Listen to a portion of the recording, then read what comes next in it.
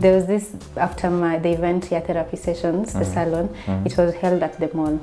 So, Apo Santuri. So after the event, there was literally an art exhibition in the next place. It was called Munyu Space. And that exhibition was good. Because I remember we were directing people to set up, like you can go to the exhibition and then come back to the event. So the exhibition was good. It was like a film. You enter, there's a film playing, and then there's like an exhibition room, and then there's another exhibition room. And then when we were done with the event, we went upstairs to, I don't know who directed us to go upstairs, so we went upstairs, and then there was a whole fashion show happening, and there were a lot of young people wamevaa vizuri. They're just like fashion forward, fashion centric, music, art, and I just remember thinking, wow, wow, creative scene, it's blossoming.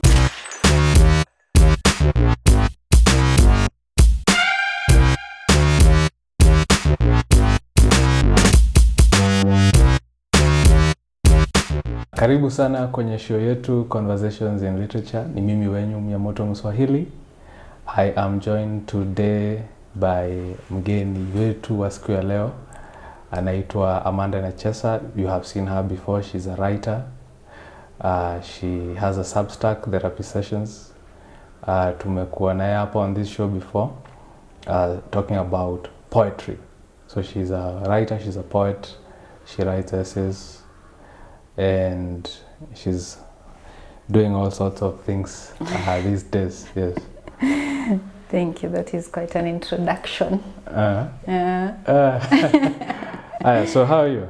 I'm good. Since the last time ulikuwa hapa? Since the last time, niko fiti. I'm good. Okay. And I also forgot to mention that she recently published a book. Yes. The title of this book is How to Get This Boy Go Home With Me. How to Make This Boy Go Home With Me. Yeah, which is an interesting title as well. Yeah. And even the stories inside have some interesting titles as well. Yeah. It has 4 stories. It has 4 stories. So there is How to Make This Boy Go Home With Me, there's Instant Coffee, there's Mutura, and then there is The Man Under My Bed. The Man Under My Bed. Yeah. What's The Man Under My Bed? It's about the man who is under the bed. What do you mean? You know, the story is the title. Are you basing it on like the... There's these clips we see online. So there's a lady who is cheating on her guy. Oh. And then when the guy knocks at the door, the other guy goes under the bed. The bed. That's the first thing I thought of. Okay, the first thing I thought of was the thing under my bed. Okay. Like the monster under my bed. For children. Yeah. And then the next thing I thought of is that cheating. It is not both cases. It is a very short story. Yeah. Okay. It's a very short story. If I tell you the story. No, don't tell me the story. Don't tell me the story. Okay. But the title, how to get this boy, how to make this boy. Why do you want to make him go home with me? Like, is it make sounds like you unenforce? Yeah. I thought it will sound like I'm seductive. This is like how to get this boy to go home with me. Okay, between it's get like, and make, which one is better? No, okay, they are both good, but I'm just saying using make is a choice. It is. Yeah, it's a choice. Like, why did you say how to make? I want to make you do something. To make somebody do something is to like force them, right? Or to coerce them. Yeah, it is to coerce. It's seduction, but now it's seduction where I must not fail in this seduction. There is no room for failure. It's either go big or not going home, or go home with you. Yeah, actually it sounds like, being a feminist in the sense of, I'm taking power in my own hands. Is that what you are thinking? Oh, wow. I didn't know. I was not thinking about it in those terms at all. I was not thinking about it in those terms. It sounds like the Maya Angelou poem, Phenomenal Woman. Oh, I love Phenomenal Woman. Oh my God, Phenomenal Woman. That's me. Can you recite it? I don't remember how. When people ask me, I don't know if it's in the something in my heels. It's because I'm a woman, phenomenal woman. That's me.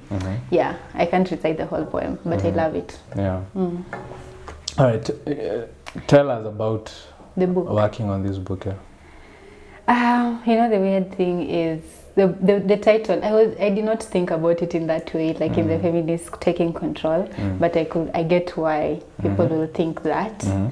When I was writing it, the story first, because I wrote the story Kitambo in 2023, the first draft, and I posted it on my Instagram. I used to have like a writing on my Instagram, so I wrote it and then I posted it. I didn't have that title at that time, but then I realized that people were really relating to the story.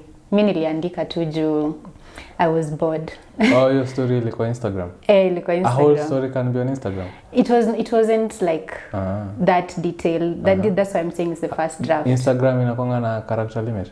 Inakuanga nayo. Okay. So hii sasa ndo maana ilikuwa like short at that time. Okay. So niliandika tu like hiyo part tu kidogo, and it was because I was bored in the house. Your story, I'm in the house, bored in the house, something. Yeah, so I was bored in the house. And then I was thinking about this guy that I used to have a crush back in campus. Yeah. And I was like, how would I have made him go home with me? So this story was a fantasy, yeah? Yeah, it was a fantasy. It was a fantasy. Yeah. It is. You know, writers tunambianga watu, it's just it's not based on reality. It's not true. It is not true. It's not based on who I am. It is not. It's just a character. Just a character. But wewe unatuambia for you it's you. Ni wewe. Yeah, it is like I was imagining what I would have done. So the girl in the story, because at that time nilikuwa very so I was just imagining like how would I have gotten him, and this was a crush back right in campus. Na that time nilikuwa shamaliza. So and then I wrote the story, which I think was really nice. It was just entertaining myself, and then I posted it on Instagram, and then I realized like people were relating to it sana, and it's sana my boy actually. Guys love this story so much. Okay. And then when Qwani 2 needed their call out, I submitted it. I removed it from Instagram, and then now I let's say rewriting. I rewrote it. Now with the title. Was that hard rewriting? It wasn't actually. Exactly. Was it better? It was. Exactly. The original. Okay, sawa, you made your point. Did it have more texture? Oh my God!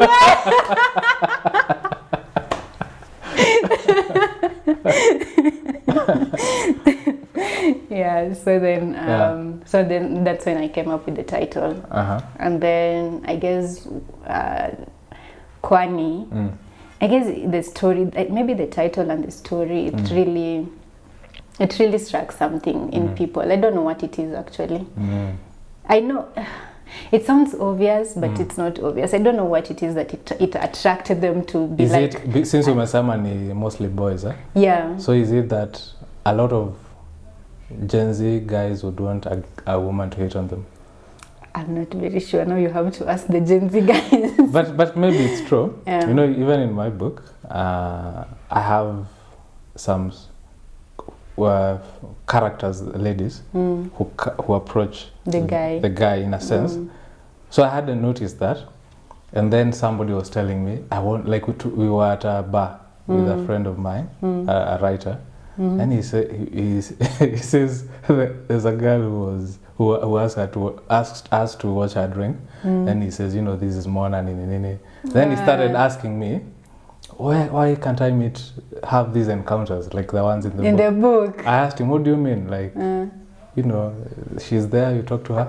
But he said, in the book, they're the ones who are approaching. Oh, they're the ones approaching the guy. So I think that's something maybe people enjoy.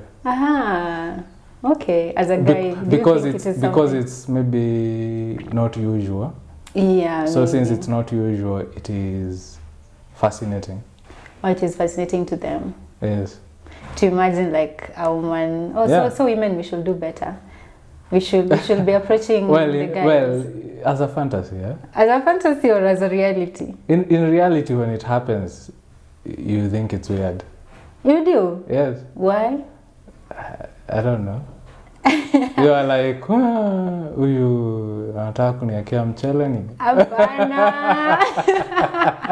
Kama unakaa vizuri, kubali unakaa vizuri. So, uambiwe. If a woman comes and tells you are handsome. Yeah. Okay, you'll enjoy it, but also you'll be on guard, eh? It's a stranger. Oh, so you will think... Unless you already think you are all that. Yeah, I think... Unless you're like, yeah, sure. Yeah, it happens. But if you think you don't look that good, and then somebody comes and starts, what do you call it? Wanaanza kupaka mafuta and everything. You'll think there's something fishy. Yeah. So you have to believe that you're looking good. You know, like that Russian guy would just walk up to women. To the women. So if a woman was just walking up to guys, of course they would be feeling good. Whole discussion like what if the tables were turned, but anyway. Yeah, they would feel good, sure. But I asked some guys, I posted it online. I was like, if it's a white lady who came and approached you, the way this Russian guy was approaching Kenyan women, how would you react? So some of them said they would fold. Others were like, I would be very suspicious. But okay. Then others said, it happens all the time at the coast. Yeah, so they are in some situations where something like this happen all the time. Yeah, as a beach boy and everything. So it reminds me of like so with women we are like preconditioned to being like the ones who are being hit on. Yeah. I'm wondering what the other situation is, but anyway. Which one? Like in that situation where the opposite with the men being hitted on is something foreign to them. Now I'm wondering what is the other alternative for women, what is something that is foreign to us? Foreign to you? Hitting on men. haven't you ever had women say they would rather die than tell that risky text? Yeah. It takes guts. Yeah. What was I saying? To veer off. Have we? That's your story. Oh, my story. Okay. Yeah. So that is the first story in the book. And then since umesema that was a fantasy, nimesoma a story in your book inaitwa Instant Coffee, yenye ni about girls in a boarding school. Since umesema hiyo ni fantasy, what about Instant Coffee? Also fantasy. Also a fantasy? Yes. And you know the weird thing is... So this book is just your fantasies? Yes. Including the man under the bed? Yes. Wow. And Mutura? Yes. Mutura is okay. Mutura is like a weird You're story. Fantasizing about a Muturaga, yeah? No, I'm not fantasizing. I'm not fantasizing about a Muturaga. When you read, you'll know. Yeah. But the weird thing is Instant Coffee and How to Make This Boy Go Home With Me. I wrote them around the same period. This was in 2023. Yeah. So zote niliandika, I was living in Fedha at that time in Bakasi. And it was during a time of my life where vitu zilikuwa not so good. And with Instant Coffee, actually, I wrote it under a deadline because I'm in these groups. I think people call group Writers Space Africa. Writers Space Kenya, Writers Space Africa. Okay, so they were having a master class on writing, and for you to get into that master class, I think it was a scholarship. So for you to get into that class, you had to write a story to submit, and then now you get accepted. So I remember I wrote Instant Coffee in like a rush. I wanted to submit it so that I can get into this master class. So I just said, okay. Had this idea already been? No, it wasn't something that I was thinking about. It was an instant idea. It was exactly. I don't know if I was drinking coffee. I think I was drinking coffee when I was writing it. Wow. Yeah, I think I was drinking coffee. All your stories are based on things around you. Around me, yeah. So I was just like, oh my God. So you are Mutura, ulikuwa umetoka kula Mutura or something? Yeah. Not like that immediate situation. Mutura now, I was thinking about it. I think that is why it came off a bit. So one day nikipata umeandika story ya podcast, najua ulitoka hapo ukaenda nikaandika story. Yeah. Yeah. Yeah, so with instant coffee. Oh, so yeah, I wrote it in a rush, in like a rush to submit it, and then I remember the response was really good. Like walibambika, hey, Qwani story kona nini. I didn't know what it had. It was a wonderful story. It was. Yeah, I didn't know what it had until later on when it was published in Efiko. How many stories have you written so far? That have been published, Ama? That you have. Do you have have you a lot of stories? Yes, I do. I do have a lot of stories. Some I unpublished. Unpublished. How many? Do you have a lot of stories that you feel are wonderful? Although you know, with writers, the ones you think are not wonderful are actually wonderful. Yeah, maybe. Why are you hiding them? Eh? if you have so many stories, mbona hukuziweka kwa ebook? Ukaweka nne. Nne ni chache. Sasa wewe ni book yangu ama ni yako? As the reader, I want to linger more in your world. Umenionjesha tu kiasi. Yes, sasa sio ndo uzuri. Like nakuonyesha alafu niko like so now you will be like nataka ku ni kama wale unaona kama zile shows za Britain wanafanyanga episodes 3 and it's a whole season. 3 episodes. Limited series. No, zao zinakwanga hivyo. Like every season is like 3 episodes. 3 episodes. Kama Fleabag. I don't know if you know Fleabag. Yeah, I know Fleabag. Fleabag has 2 seasons. And it's over. And first season 4 episodes. Second season 4 episodes. But so unaikumbuka after. Misfits had 3 episodes per season. Ngoja, Misfits ni gani? Misfits nyingine ilikuwa na these delinquent guys, young teenagers, wakapata superpowers. No, I'm like, you should watch his stuff here to Misfits. Yeah. And one of those guys, with a bald head. One guy ended up being Ramsay on Game of Thrones. Yes! Oh, Ramsay Bolton. Yeah. Oh, that's And one guy ended up being on another show about superpowers. I didn't see Inaitwa Umbrella Academy or something. Umbrella Academy. Ooh, I love The drunk guy in Umbrella Academy was the guy who was talking a lot on Misfits. I don't remember. There was a guy who was very talkative. I think he was called Nathan. But I remember the Ramsay Bolton because when nilimwona kwa Game of Thrones I was like, I've seen this guy before. Actually, Game of Thrones had a lot of characters from shows nilikuwa nimependa. Kulikuwa na Skins. I don't know if you ever watched Skins. Yes, I watched Skins. Skins was very like interesting to watch at that time. That guy was the blacksmith in Game of Thrones. The boy who was supposed to have the blood of the King Baratheon. The dead king, Robert Baratheon. Oh, Gendry. He was a blacksmith, Gendry. Oh, the one they went to the ship. Alikuwa rafiki ya Arya. And they walipotea pamoja. And he rowed away in a boat. And people were like, Gendry is still rowing. They wanted remember him? They wanted to kill him because he was the only son of the king. Juu watoto wa the king walikuwa watoto wa the queen's brother. Are you talking about the plum boy? No. Yeye alikuwa ameunga. Alikuwa anaitwa Gendry. And alikuwa na Arya. And then he also later joined with. Anyway, it's a whole story. Anyway, he was on Skins. Ule dem ya the guy, you see that Samuel Talley, his girlfriend who was a wildling. Si alikuwa kwa Skins pia. Uliona Skins gani? Ama uliona Skins ya US? Mimi nakumbuka Skins. The Skins that I watched ilikuwa na a lot of skin. Uliwatch Skins ya US ama ya UK? Sijui kuna difference. Kuna mbili. Unajua kuna office ya US na UK. Yeah, najua. Hata Shameless. Shameless ya US na UK. Kulikuwa na Skins ya UK.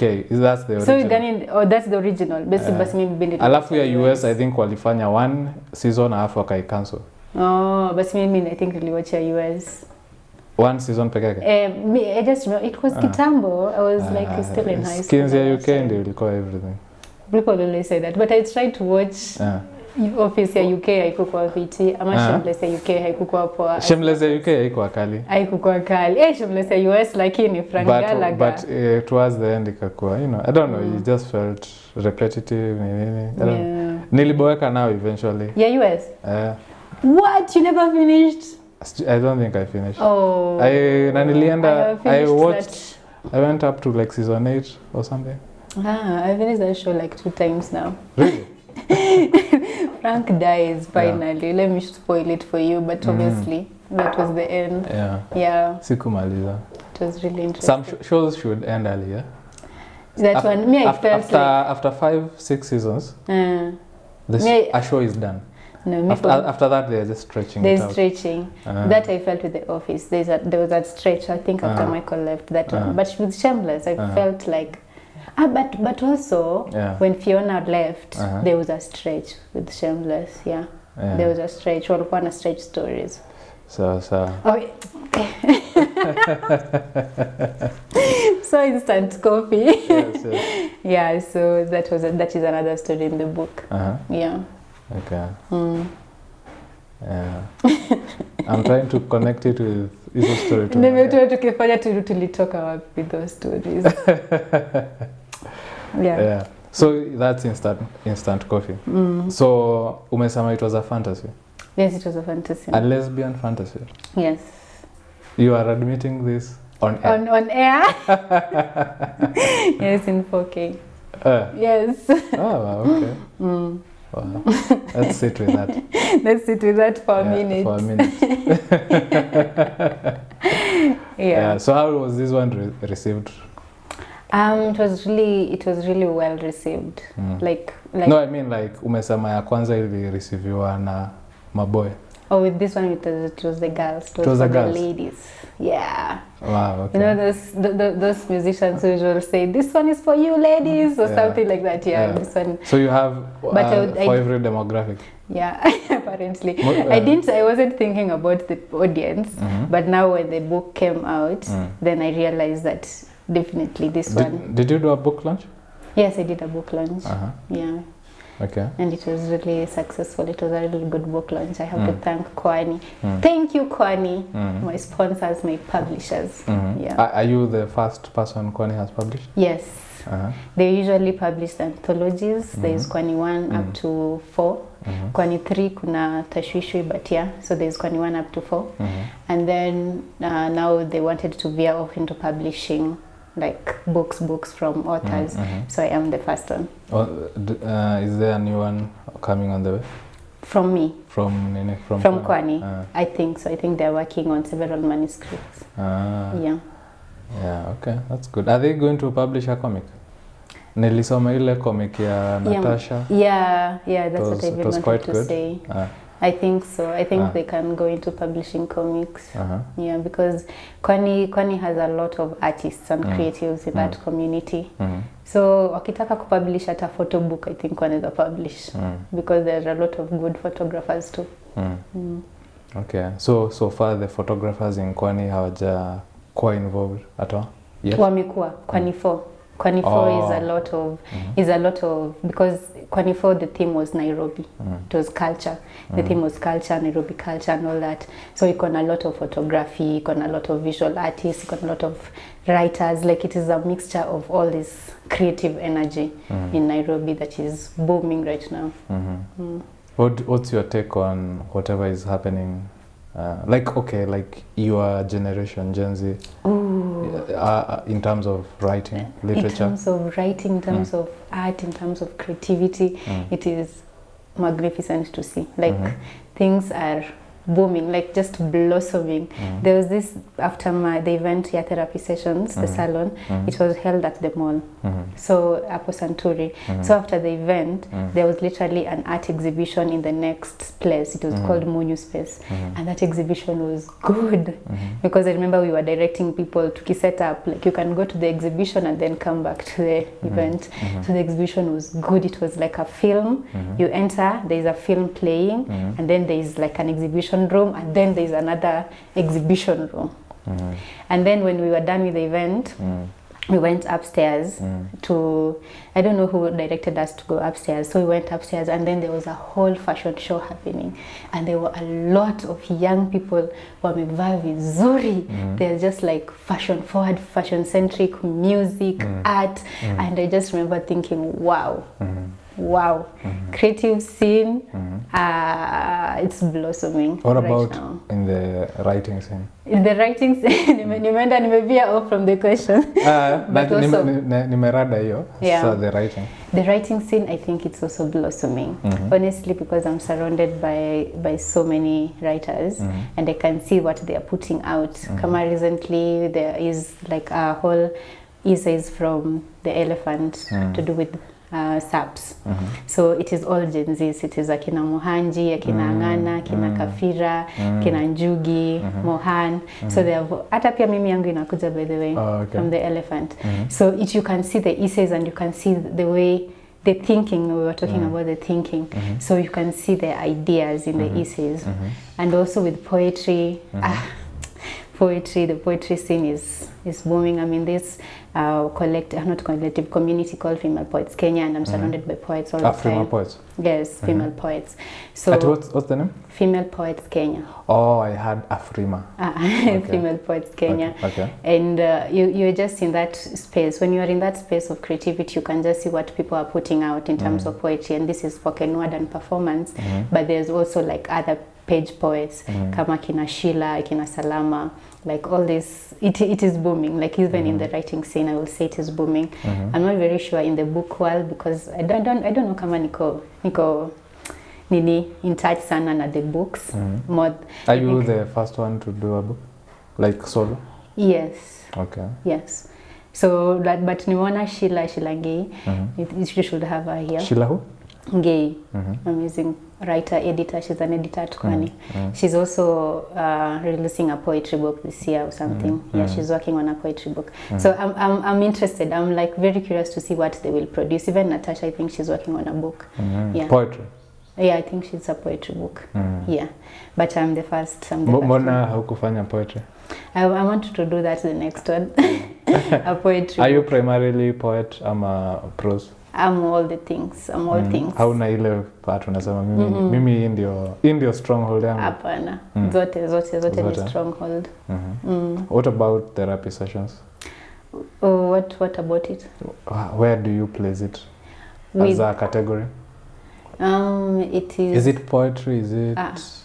No, therapy session is prose. I want it to be more personal. Personal essays? Yes, yeah. I want it to focus on personal But essays. you've also been publishing other writers on that platform? Yeah. All women? Yes. Tell us about this decision. Why all women only? I think the decision just came naturally to me last year. Last year ndo time yenye nilisema open up to the creative world sana. So because last year I went to Anini by Power 254 in the beginning of the year. Then I went to another called Sanara. It was in this creative master classes. So I was interacting with a lot of creatives. That is where you interact with all different types, just not poets, sijui artists, sijui painters, photographers, all types. So in that interaction, it was just the conversation that I was having with women. It was like, mbona unafikiria kama mimi? Ama like anaweza sema story, alafu niko like, I relate to that. It was, and then I will write my usual Wednesday, and then I'm like, but pia huyu alisema kitu kama hii. What if she writes, because she's also a writer, what if she writes it on my platform? And I think I remember I came upon that conclusion the first time as when I interacted with a poet called Bintaisha. And she was really really good with that. Like alikuwa tu chena nasema like it was very good. So I was like, what if I publish her these thoughts that she has on the platform? So I don't know, the decision came naturally. Sitaki kusema ilikuwa exclusive, like nili intentionally. No, hujaniambia yet venye ulifika kusema ni women. Ni women only. Jo umeniambia venye ulifika kusema I will publish other writers. Now with women only. So you later the question, why not men? No. I highlighted the question, why not men? You know, if something is positive doesn't mean it's negative. You know, like when she says I'm a phenomenal woman, it doesn't mean other women are not phenomenal. Yeah. It's not a loaded question. I don't know. I think the decision just came from I like being surrounded by feminine energy, and that it just made sense for me to choose only women. Yeah. Safe space. Safe space. Yeah. It was my safe space. You remember last time we talked about space. Yeah. What is this obsession with poets and space? Yeah. Yes, and also I wanted it to feel more personal. I didn't, because I'm in the literary world too, and I understand how it can be very tough, like not tough, like kuingia kwa journal si rahisi, like you have to master all these elements of writing, all this nini ndo uingie maybe ukwe published in a journal. I didn't want therapy sessions to feel like that. I wanted it to feel like for real, like a therapy, like anyone can write the way that they want to write. I didn't want to look at the quality of the writing. I just wanted to look at how are you healing yourself with these words. Yeah, and I felt like having that feminine energy could provide that. Do you select or do people submit? People, at first, okay, even right now, like I will approach someone and be like, would you want to write? But then I saw a change, because now people are like asking me, I want to write for therapy session. Can I write for therapy session? I'm like, yeah, sure. You want to punguzia kazi, please. Are you going to end up being a journal? I don't want to say. We could. Would you want that? Yes, but the thing about a journal, I just don't want it to be a literary journal. That is what I'm avoiding. I don't want it to be focused on the practical. I want it to be focused on healing. So I could say it is going to grow into a platform more than a journal. Do they submit poems as well? Like there was a poems? poem. Yeah, there were poems. What did Salama submit? I thought it was a poem. It wasn't. It was okay. Maybe it was a poetic. I think I read that essay some months ago, right? Last year. Yeah.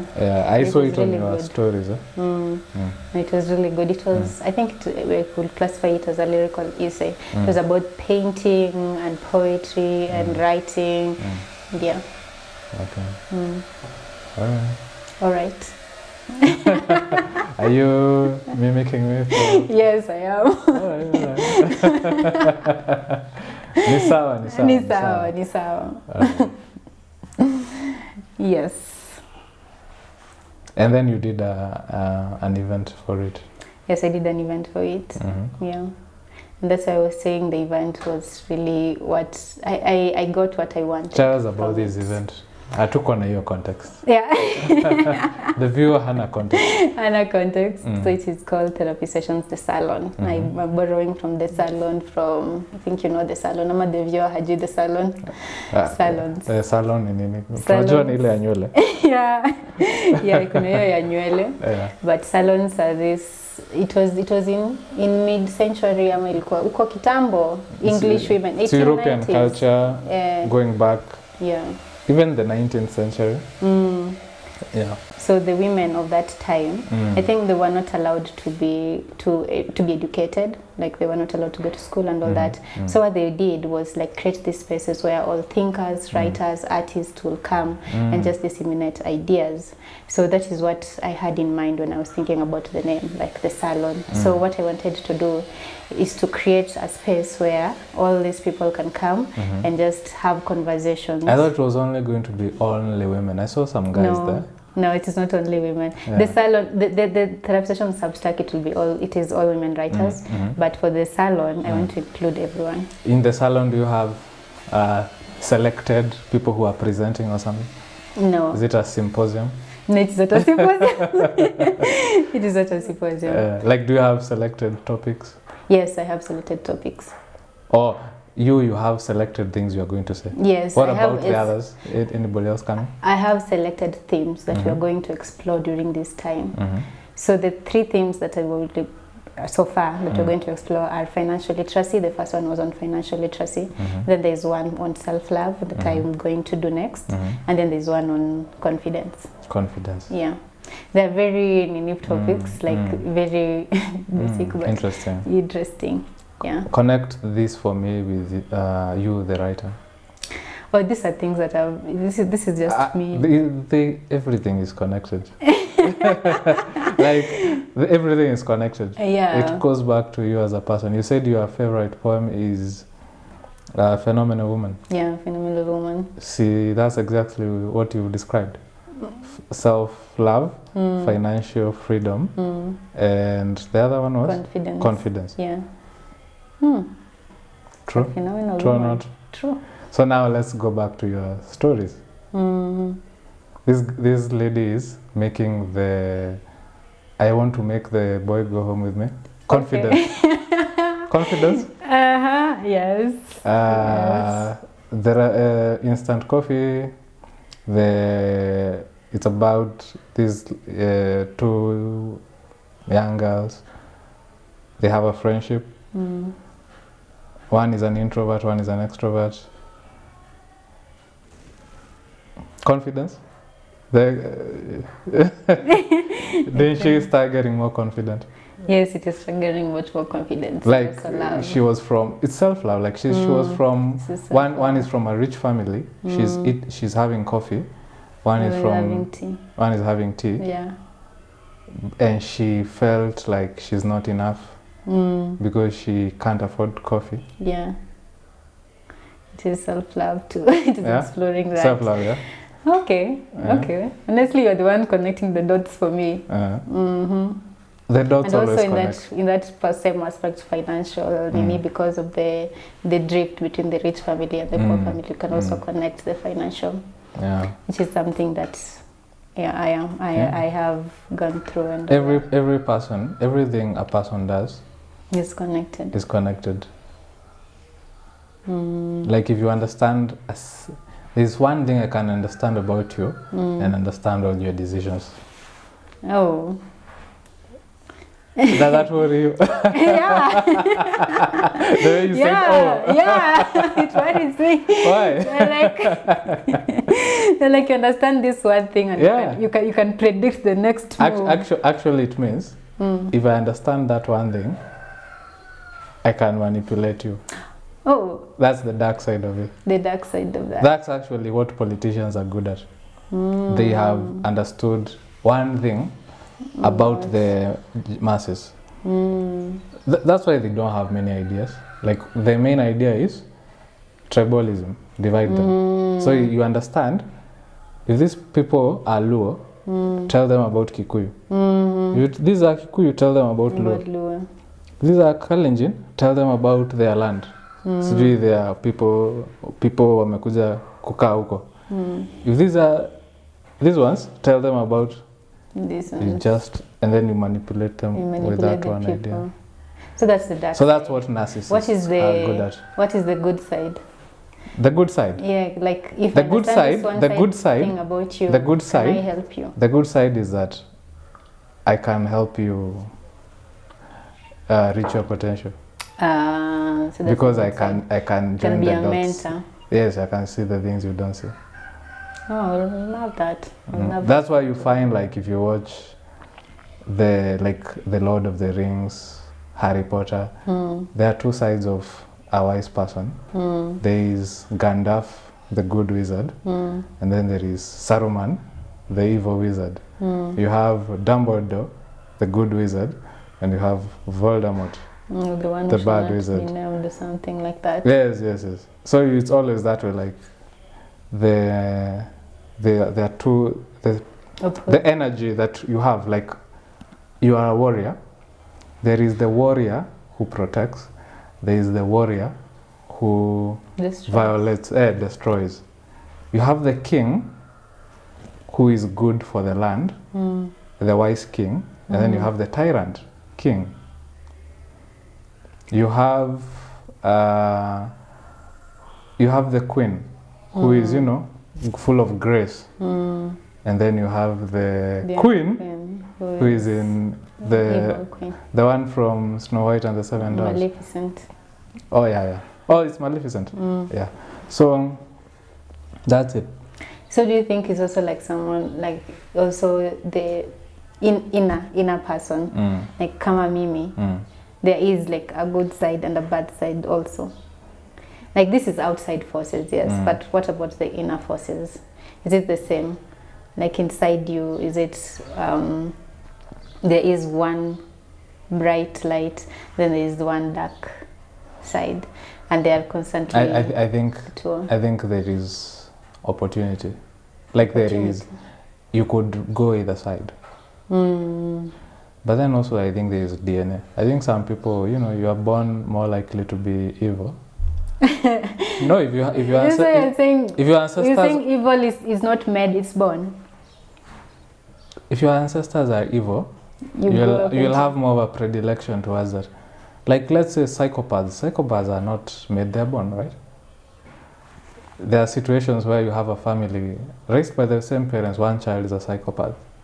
Another one is like really good. Like you even find, somebody was giving me the example. Two people raised by a father and mother, the father beats the mother. The first person is like, I will never beat women. The wife, yeah. The other one is like, they actually become their father. True. So how do we... How do you reconcile that? So it's something I always wonder about. Then do we have free will? Because like, let's say for me, I always look at it this way. When I was a child, my cousin and I found some money on the ground, 20 shillings. And we were very young. Like at that age of like, let's say 4 years, 5 years. So for me, I was like, we can't. Why? Not because we had been told, but I just felt we can't. You can't pick up the like it's Caesar too. But him is like, finders keepers. So what would make us have such different... and it's not like how you were raised. You can't... We are not old enough for whatever we've been told to stick, So yeah, I always think it's something you're born with. Like you could have, same cousin, we had a situation on a bike, we fell. His older brother was to pay lift, on the bike. We fell. Me, I was afraid to go back to the bike. Him, he kept going back. So he's like, I'm like, probably whoever you are, you're born as that person. As that person. The seeds of who you're going to be exist in you when you're born. The potential is there. From the very beginning. From the very beginning. But now... So it's just how your environment shapes. Yeah, and now also the decisions you make. So it's what happens to you and also what you decide. So there's decision in yourself. But then there's also whatever your genes are. So Hitler was born evil? Yeah? Hitler was born evil? I'm not saying people are born evil. I'm saying some people are actually... I don't think Hitler was born evil, per se. You go and read his life, his father used to beat him, things like that. But, so the environment too. Yeah, so Hitler, like let's say he was rejected from art school, right? But then, how many people face rejection? Very many. So we cannot say he was born that way. He made his choices. He did. He nurtured whatever was inside himself. So he had that hatred, he nurtured it. But then I also think there's an aspect of what you're born with. And also, sometimes you're born with something, but it doesn't mean that's what you become. Sometimes you make different decisions, or you are raised by parents who teach you something different. Yeah. So it's about what you are nurturing. That's what I was saying about the light, not the dark. Like if you decide to nurture the lightness, the light, you become. Oh, I was recently in a book launch. The book was called Becoming Light. So you become light or something. But if you decide to nurture the darkness, you go the other way. True. Yeah, and that's what many of those famous stories have taught us. Yeah. That every person has some capacity to go on either side. Think of King David in the Bible. Ati Mungu alisema, this is a man after my own heart. This same man alienda akaona bibi ya one of his soldiers. Oh, yeah, Uriah. Yeah. And then akaua Uriah. Ni Uriah ama asijue. Na akachukua bibi yake. Yeah. Very evil man Yeah, to do that that. is Yeah? And actually he didn't do the killing himself. He manipulated it. Was like go in front. Ilikuwa like put him in front of the battle. Yeah. So he killed him through the hand of the other enemies, so that he could take his wife. Jesus, David. And then so it's like King David, who did all the good things, also did that. He also did bad things. Then you also wonder. But though even the morality of those times is weird. This guy was told by King Saul, if you want my daughter's hand in marriage, the dowry I want, go and bring me the foreskins of 99 Philistines. So I've always wondered if he delegated that job, or he was like, I'm the one who was told to do this. So I'm the kind of man who believes in swinging the sword. Game of Thrones. I'm the kind of man who believes in doing the job myself. It won't mean anything if I'm not the one who does it. So he went and did like cut all the foreskins of 99. You kill the person. How did they keep the foreskins in the first place? They put like that's really effed up, eh? It was some stories in the Bible are really. Some stories. One of the worst stories I've ever read is in the Bible. Which one? I can't even narrate it. It's horrible. Oh, okay. Which book? It's in the book of Judges. Oh. It's in the book of Judges. Very horrible story. Yeah. Yeah, but then the story ends with the Bible. No. It's like just horrible. It's horrible. Throughout. It's horrible throughout. I want to read this. And story. then it ends with, there was no king in Israel in those days. Every man did as he pleased. So it shows the state of anarchy that was existing before they had a king. There were no laws. People did whatever they wanted to do. And you read that story, you're like, wow, it's horrible. It's horrible. I'm wondering what story this is. Utaniambia off camera. I don't remember which chapter it is. Yeah. But it's a horrible story. So I've been wondering because you remember the story of Lot? Yes.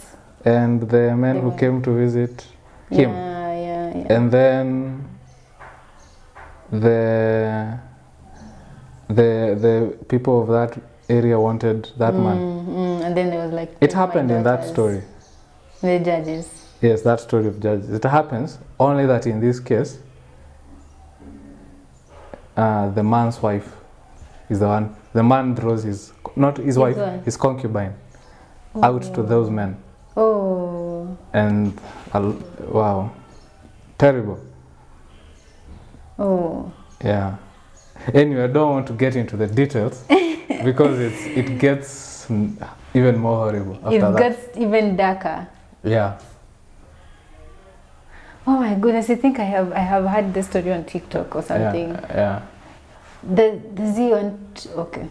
Does he want to kill the woman now? No. Oh. Yeah. I'll tell you that story. You tell me that story. So now, what do you think about yourself? What are you looking for? I'm looking for happiness and peace and love. No. As a writer. As a writer. Oh my God! I knew you were asking that, so I was avoiding that. You can't just take peace and love and happiness. What's your agenda? What's my agenda? What do you want to tell us? What I want to tell you I think I'm very interested in the personal, as is evident in my. That's why you're doing writing. therapy sessions. Yeah, I'm very interested in. Are you political? The personal is always political. So for right. Yeah, the personal is always political. So for you, the politics you have is the politics of the person. Yeah. Okay. Yeah, even when of the I'm individual. writing. Yeah, I think even when I'm writing, like, because I've published several political pieces. I have published poems in a book called Voices of the Revolution, which was after the 2024.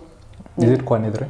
No, it's not Qwani. It's just, it is by a publisher called Banotano.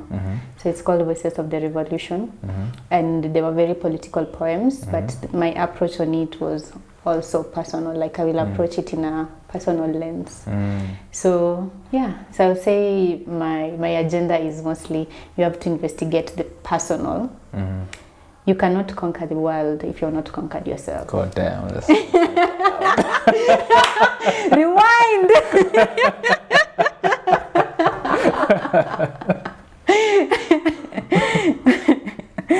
Repeat that for the people at the back. But yeah, you cannot conquer the world if you've not conquered yourself. So I think my writing majorly focuses on conquering yourself. You want to conquer the world? I'm not very sure. I'm not very sure. I think. What does conquering the world look like to you? In a point where I would be like, I've conquered the world. Oh, I'm not very sure. Maybe I'll be more in the spotlight. For sure. You famous? But maybe. But you don't want to be famous? Oh yeah, I know. Actually, no. You don't want to be famous? I'm not very sure. I want to be rich. You don't want to be Thames, so. You know. That. Thames, the musician. Yeah. She's phenomenal woman. She's a phenomenal woman. Oh, okay. Unani confused. Let me get back to my point. I realize what conquering the world means to me. Yeah. It means having, like, with my writing, I have like a clear what? I have clear ideas, like ideas that people. Is that conquering the world or conquering yourself? Conquering the world. Okay. Conquering myself is mostly like me investigating. Now it is that process of getting to know the ideas. You know what you are talking about now. I'm referencing my backstories. But when you are saying a writer has to be a great thinker, a great writer has to be a great thinker and to put out great ideas. So that is what I think conquering the world will be for me. Like putting out great ideas out into the world, or great stories. What are your pet ideas? My pet ideas? The ones you are so passionate about. Healing. Right now it's healing. And also does healing end? No, it doesn't. It's a really? It doesn't end? Yes, it is. Haifiki mahali unasema I'm healed. I'm healed. Sawa, imetosha. It is a continued process. There's a book called I'm Healed Now, Give Me Another Man, or something like that. Not Luo Man, give me another Luo Man. I don't know. So, I think it's I don't know if it's a book or a graphic novel. Okay. But healing is a continual process, I think. My pet ideas right now, the one that is cooking is on meditation. I'm very interested in what kind of meditation? Just meditation. Yeah, there's meditation where you look at a candle. There's meditation where you're doing yoga. Yeah. There's meditation where you're sitting in the lotus position saying There's meditation. There's even walking meditation. I discovered that recently. There is... Walking meditation is just thinking. Me, when I walk, I just think a lot. Yeah, but no, it's guided. Oh, yeah, it's guided. It's guided things. Yeah, so it's guided because with therapy sessions... Who's guiding you? Me. No, when you say walking is guided, who is guiding you? Oh, there's a YouTube. Oh, you are listening to something? Yeah, I'm listening to something. Okay. So the pet idea that I have is on the guided meditation and guided journaling. That is what the salon is majorly, because the main session is journaling. It's a guided journaling session. Yeah, so those are the pet ideas. How can you use journaling as a way to unlock someone's mind, and also meditation. And in that space, you also unlock like that conversations. Yeah, because writing is a lost art actually. Like writing with the hand, it's a lost art. Wow. And I want to unlock that. Yeah. Are you into grounding? Yes. Yes, when did you much. start this whole it has been spirituality sort of vibe? The funny thing is, there was a time this was back in 2023 was a very pivotal year in my life. In 2023, I used to sell these frames. Like I will write poetry, like then I will sell the frames, the poetry in the frames. Would you write it in hand? No, I will just type it, print it, and then frame it, and then I'll sell it. Would you design? I will design. Whatever. Yes. Okay. So now actually that brings me to the Nini. So there was this poem that I wrote. It was Take a Moment to Breathe. So I designed it in 2023, and the picture that I put there, it was just from Pinterest. It was actually like a yoga and meditation pose, like those yoga poses and meditation. And I was not into meditation at that time. So in 2024 is when I started experimenting with meditation and all that, but I wasn't very into it. In 2025 the same. In 2026 that's when I would say that now I'm even able to talk about it. But in 2024 and 2025 was just experimenting. Then Juicy, I was looking at the poster, now the frame, I'm like, I did this in 2023 and now I am doing it in real life. Like, like when you design, umesha design, and then sasa naangalia niko like, this is me now. Maybe this is me doing the yoga poses. Yeah. So it was really, really interesting. Yeah. Imenikumbusha, there's something I once wrote.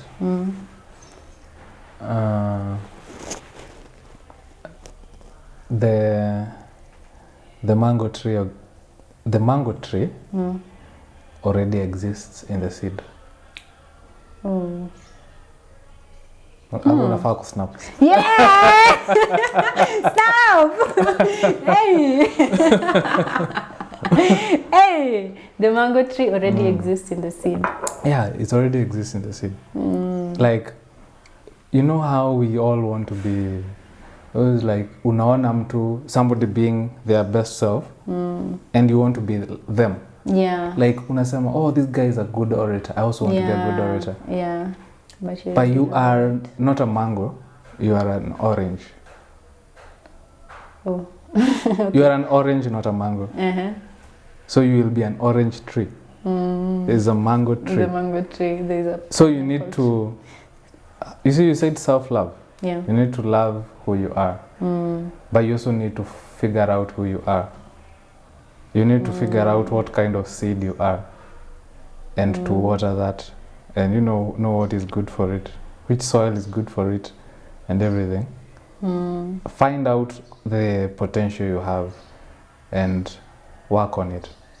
You know how people are told by their parents, you need to do this specific thing, but it's not what you should actually do. You should have the courage to rebel and choose what you want to do or what you want to be.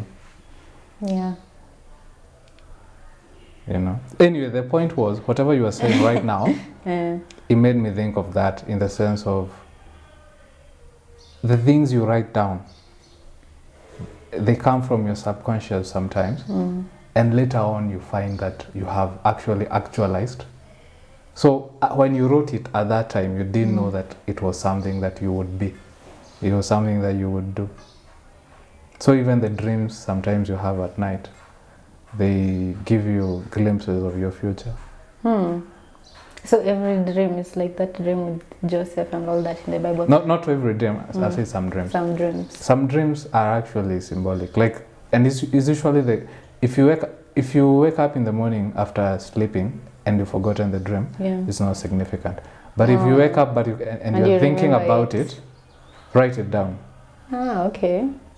Well, that's very interesting. Yeah.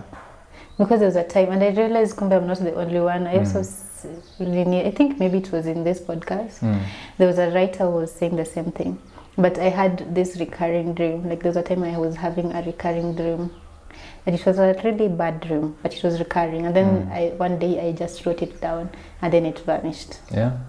So I'm not sure what was the purpose of it. Oh, really? What was... anyway, I wanted to do dream interpretation. Can you tell us, it's very secret? No, it's not very secret.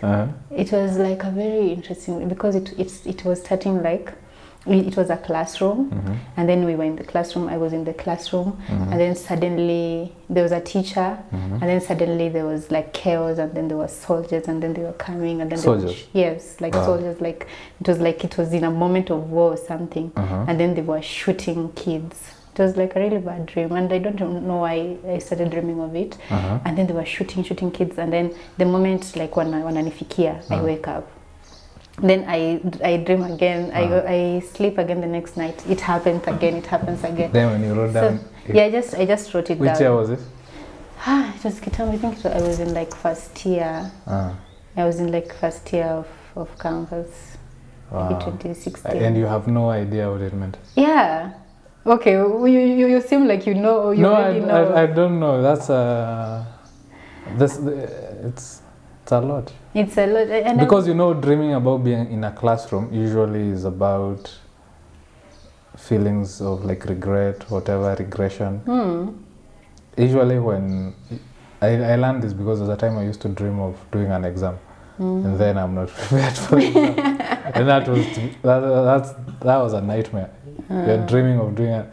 Yeah, I always used to dream of that, like I'm not prepared for the exam. And it used to, and then you wake up. And you are whatever. So I went and looked into it, and it was something to do with that. So it's like when you feel a bit stuck in life, you dream about being in a classroom. But now you are in a classroom, and then there are soldiers. Yes, and then the soldiers. And it sounds like I was trying to figure out kama nilikuwa na watch those types of movies at that time, but I really wasn't. The ones I was watching really shallow stuff, like teenager American, blah blah blah. Yeah. So I don't know where they so came from. When you say kids, you are a kid in that situation? Yes, I'm a kid in that situation. A child. Wow, okay. Like, and it was my primary school, like the primary school that I went to, the first one, village uko. So it was in that setting, village, tuko primary school, mwalimu ako mbele, tunaimba, and then suddenly, and then like that. It was a very interesting dream. It's been a while since I remembered it. I'm getting yeah. Wow. Anyway. I'll try to help you later after the show. Oh, sawa. Like interpreter of dreams. Dream interpreter. It's very interesting that people are actually versed in interpreting dreams. Like, is it a form of psychology? Yeah. For me, it's more of like. But then, if you read you read Carl Jung, you read Freud, you'll find they write a lot about dreams. Oh, okay. You see, even my stories in my book, there's a lot of dreams, right? Yeah. So I think I've learned how to understand dreams sometimes. And I used to Google a lot. Like when I used to have there's this website I used to go and look, what does this mean? So I think I started maybe getting a bit of that. But what I have learned about dreams, it is not about what somebody tells you. It is what feels right. So if I tell you an interpretation and it doesn't make sense to you, it is not the right interpretation. So when the interpretation is right, you recognize it. There's a recognition you feel. Yeah. When it's the right interpretation, you feel it. You're like, oh yeah, this is exactly what it means. So when you go and read those, Nebuchadnezzar had the dream, Pharaoh had the dream. I'm pretty sure some of those magicians around them tried to interpret it, but they were never satisfied. Yeah. And then Daniel comes, then Joseph comes. They give the interpretation, and he's like, yeah. That's actually it. Because actually the dream, the reason, like with the one for Pharaoh, the reason he believed Joseph is because he had actually been troubled, probably about his kingdom. How prepared are we? Oh, in case of... So this is probably something that had been in his mind. Nebuchadnezzar had been thinking about will the glory that I have achieved, is it sustainable? Will it continue after my time? Yeah. So then the dream he had was about all the empires that would come after him. So probably there's something. It has to feel right. It has to feel right, yeah. Gonga ndipo. Yeah. Okay. And you know, stories are also dreams. Making up stories or reading stories. Or You know, the stories you write. Because they're fantasy. Yeah. Is fantasy the dream? Yes. Daydream. So you can actually figure out things about yourself by interpreting your stories. Yeah? Let me take water. Umefikiriaje? Umefikiria something you've thought about. What have you thought when you've had that? Instant coffee. Oh. But you said it was a fantasy. But it made me figure something about myself. Yeah. So it's that worry? It used to, but I'm coming to terms with it. Yeah. Or it could just be an idle thought. It's not. You know, it's not. You see, I told you, recognition. You recognize. Yeah. Okay. But what about this other one? How to make this boy go home with me? If it made me figure something out about myself. Or, it made me figure out that I can be bold. Yeah. So that was more of a projection? Yeah, it was more of like, I could be this person. What about instant coffee? Are you also projecting what you could be? Or what you could do? With the instant or what kind of friend you could have? And it was more of, because honestly, I wrote Instant Coffee in kind of a zombie state. Like, with how to make this boy go with me, I was very conscious about what I was writing. I even rewrote it, that's what I was saying. Like, it was very conscious. With this one, I've never even rewrote it. It was something that was rushing, and it was just that subconscious. So it felt like very true. So the more that I'm interacting with people who have interacted with it, and the more that I'm growing into me, the more I'm like, interesting. Yeah. Okay. What do you think about therapy sessions? You see, even the title, therapy. It was your self-therapy, yeah? It was my self-therapy. And at some point, you said there's no end of healing. There is no. Because we were having this conversation with Ngila. Sunamjua? Ngila. So tulikuwa tunasema, as a writer, the things unaandika zinatoka from your struggles. Zinatoka from vitu una struggle nazo psychologically maybe. Yeah. Sometimes. Yeah, it is. Zinatoka from maybe trauma. Zinatoka from projection. But what about ukiheal? Na umeheal properly? What does that mean? Does that mean you won't have anything to say anymore? So now you are conquering the world. Now you are helping other people. But now it means your writing haitakuwa as strong as venye ilikuwa. Itakuwa bado. Maybe utaanza kuandika essays more than kuandika poetry and fiction in that situation. Peter akaniambia he doesn't want to heal.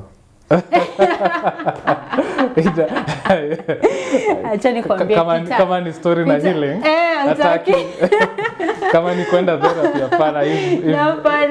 If it will make him lose his magic. Yeah, it won't. I think that is what artists are. It is the greatest misconception about art. That you have to be in this state of unhealed to produce great art. That's not true. Tell me of one artist who healed and kept creating great art. Oh my goodness, a lot of artists. Okay. Nipe example. Niko vile tunasikizanga watu wenye wako hivi. Niambie example. So there's a whole, okay, I know poetry. I know poetry. Niambie moja. I know like a lot of poetry that I listen to. There is a whole playlist that I have, and it's just about people who are speaking on like they have healed and they're speaking on healed Are they great, versions. right? Yes. Great poets. Yes. Do I know them? I'm not very sure. No, I mean Poets I mean in Ilea. You see, when you say you created world literature, which means, like, let's say when you say things fall apart. Okay, yeah. You know, it's like everybody knows this, whatever. Yeah. So there are things. Maya Angelou was a healed woman. Are you sure? She went through the tribulations, and you could see, like, she was a healed woman. Even Oprah Winfrey, she's a healed woman. Like, there are a lot of great... Oprah Winfrey is not a writer. She's not an artist. Yeah, but I would say what's Maya Angelou's most famous work? Phenomenal Woman. I Know Why the Cage Bird Sings. There is this one. Which one? Something I Still I Rise. Okay. So actually, we are debunking that idea. Yes, I don't think so. And I'm actually doing this book. It's called The Artist's Way, and that is the first thing that they tell you in that essay, the first essay, and it unlocked something in me. I know that book, yeah. Because alikuwa anasema, when you're stuck, when you're an artist, when you're coming into the art world, kuna hii version ya okay, art sijui anafaa kwe, sijui anakaa, sijui ako na trauma, sijui ako na nini. That is how you make a great artist. So ukikuwa kwa that state, una feel as if you're making great artists and you're not developing as a person. What I learned is you can develop as a person, you can heal, and at the same time produce great work. Yeah, it is possible. So Peter, heal. Anyway, find healing. Anyway, but I agree. I was thinking about it now. I started thinking about it like politically. Oh, sorry, Richard. Go on. Yes, actually it is political. That is what they do. They want to keep you in that state. Unaona kama mtu akikuwa like artist wanakwanga tu walevi, sijui watu wana smoke nini, like unaona. So politics akisema like great ideas, they won't take it as serious as they should, because they're like, husi anakwanga tu mlevi fulani hapo, but you have great ideas. So it is like a political way of keeping artists down and their ideas down in that way, to be like artists are not nini, but we are. Yeah. Anyway, so much of contact. No, it's good. Currently, I'm really passionate about this. But it's something that I am going through. You're asking about therapy sessions and the trauma. It is something that I am debunking too. It is something that I'm actually actively debunking this year. Yeah. No, I'm thinking whatever therapy is to the individual is what political consciousness is. Also to the individual, but now to have a societal view. You could repeat that? Therapy helps you understand yourself and love yourself. Political consciousness helps you understand the structure of society. Yes. And what's wrong and everything, and your place in it. Yeah. So if we say the artist needs to stay in that sick condition, as an individual, it would also mean they need to stay in that condition where they don't understand what is happening. They have not connected the dots. Therapy is about connecting the dots, right? Yeah. Isn't it? Yeah, it is. So it's basically talking with somebody and then they help you figure out yourself. The dots, yeah. Understand your dreams and everything. Yeah. Same thing, radical consciousness politically helps you do. You understand, like it helps you join the dots. And this is what they wouldn't want our works to do that. True. Because when you join the dots for individuals and they can heal, once you have healed, you stop navel gazing, right? Yeah. You start looking around and you start helping people, right? Yes. But also, you could go a step further and not just looking at what is happening, but now you can take a step further and connect the dots in the society. And then you are like, if we are suffering this way, what is causing our suffering? Or rather, who is causing our suffering? Yeah, clock it. So if, like, let's say we are having a lot of cases of mental illness and everything among young people, and then tunaambiwa vijana wanavuta bangi, but mbona tunavuta bangi, mbona tunakunywa pombe, mbona tuko na stress, mbona hatuna kazi, mbona hatuna kazi, mbona tunaambiwa ati vijana siku hizi wanaendea wa mama, mbona tunaendea wa mama, juu hatuna pesa, mbona hatuna pesa, hatuna kazi, mbona hatuna kazi na tumesoma. Yes, tumesoma kuliko previous generations. So you connect the dots and you see. Yeah. Exactly. So anyway, now I agree. Now you agree. Thank you for coming to the agreement. Yeah, it's very true. It's very true. Do unaanza connect. I think that is what I'm saying when I say conquering the world. Like Susan, I would want to now start helping other people. For now, it's mostly about helping myself because I want to get out of that state of mind. But I would want to reach a point where now it is like connecting the dots in society and all that. Yeah. As you are reading our therapy, you should also start reading those not philosopher, radical thinkers, political thinkers, because your personal you say the personal is political. It is. Your personal problems are also societal. You are not alone. That's what you should realize. Yeah. You see, we are always told, capitalism inakuanga, history ya self-help imetoka from capitalism because the system inataka you blame yourself. So you are like, I wake up at 4 o'clock. Everybody who is sleeping at a certain time, that's why you are not successful. This is why people don't like self-help. No. Yeah. This is why self-help industry is supposed to support the capitalism structure. So when people are blaming themselves, they can't see who they're supposed to actually blame. You are blaming yourself for everything. Not that you don't have choices, but also if you're born let's say in the ghetto, should you really be blaming yourself for your poverty? No, I think you found yourself in that situation. Like if you're born in the ghetto and somebody else is born with a silver spoon, family. If you make a mistake and they make a mistake, it's not the same. It's not the same. Your mistake kills you, their mistake. Probably pardons them just like a light tap and they're like, If you do well, like for you to reach where that other person has reached, you need to do so much. Yeah, you have to struggle. And you could still fall back. Yeah. You could get out, have some bad luck, fall back. Because you belong in, you came from this social class. So even to go up there, you remember you could get rich, but you might not get into the club because you are not born rich like them. So there is things they relate with each other. Yeah, that you cannot because they have been in that life since they were kids. Yeah. It's like when you find people who went to certain schools. They're like, if you didn't go to that school, you can't relate. I went to Alliance. And you realize,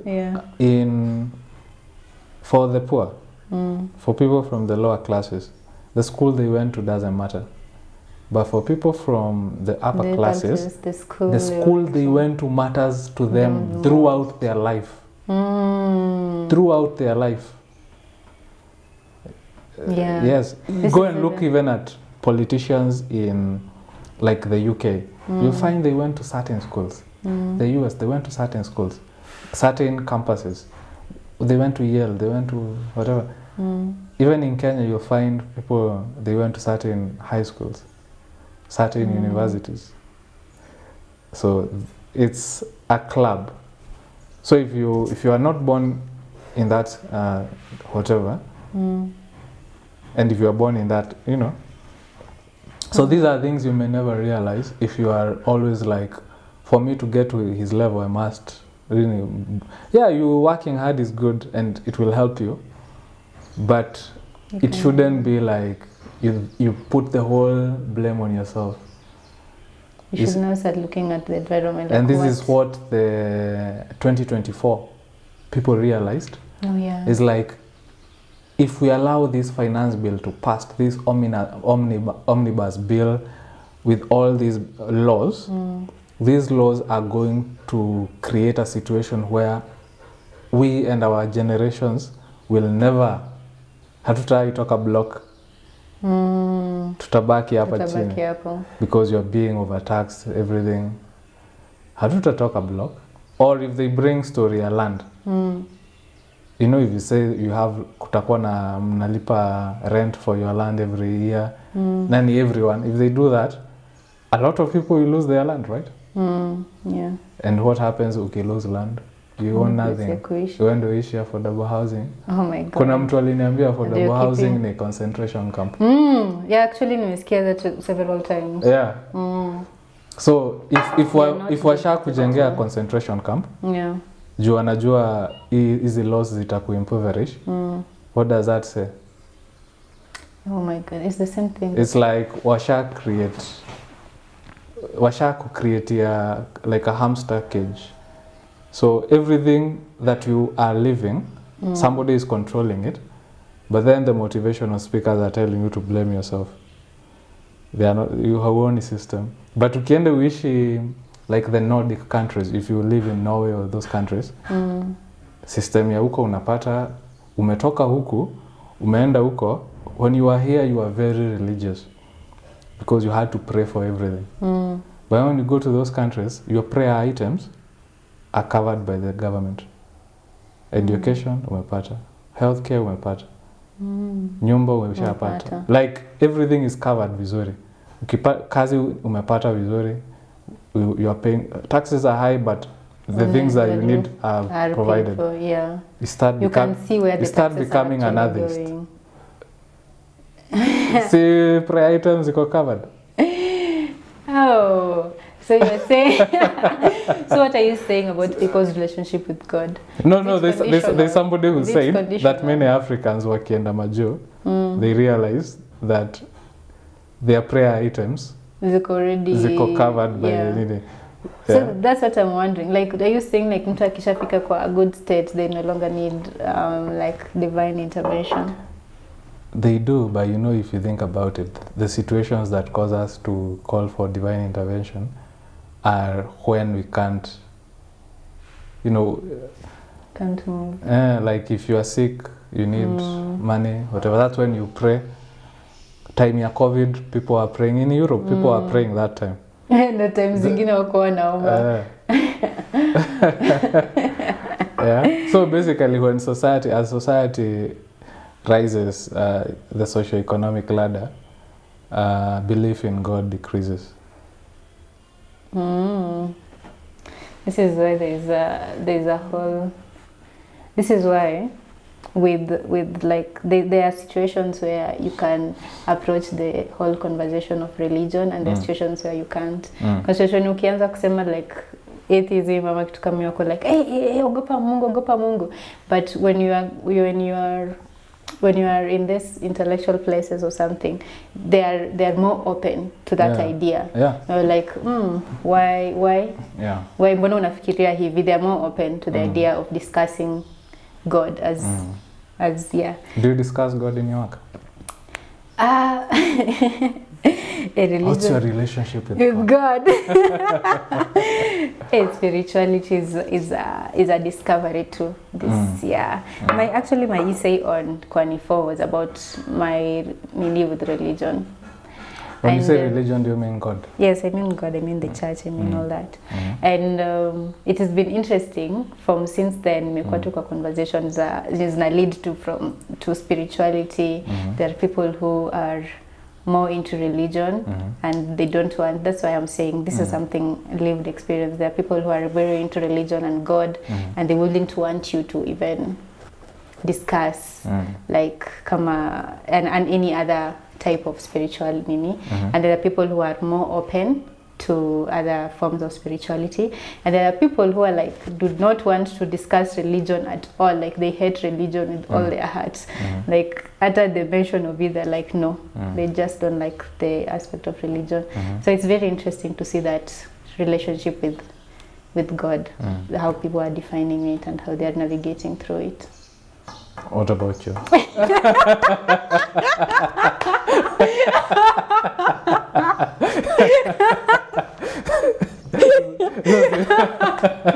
You're like, this is what is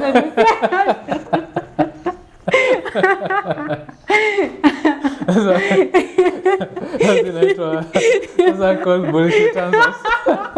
Zile the politicians. So I ask you a specific personal question. You give me a general answer.